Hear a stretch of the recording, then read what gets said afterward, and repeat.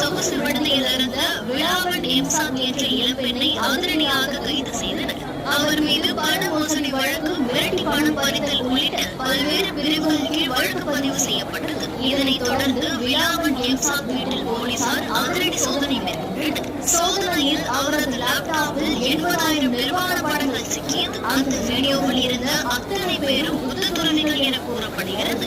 அடுத்து விழாவன் எம்சாங் வங்கி கணக்குகளை போலீசார் ஆய்வு செய்ததில் கோடிக்கணக்கில் பண பரிவர்த்தனை நடந்துள்ளது கண்டுபிடிக்கப்பட்டது. தொடர்ந்து போலீசார் நடத்திய விசாரணையில் பல்வேறு திடுக்கிடும் தகவல்கள் வெளியானது. போலீசார் நடத்திய முதற்கட்ட விசாரணையில் தாய்லாந்தில் உள்ள புத்த துறவிகளை குறிவைத்து பாலியல் உறவுக்கு அழைத்துள்ளார். அதனை வீடியோவாக பதிவு செய்து அதனை காட்டி மிரட்டி பணம் பறித்து வந்துள்ளார். குறிப்பாக புத்த மடத்தைச் சேர்ந்த 9 மடாதிபதிகள், மூத்த துறவிகள் என பலரும் விழாவன் எம்சாங்குடன் தொடர்பில் இருந்துள்ளனர். அவர்களை மிரட்டி கோடிக்கணக்கில் பணம்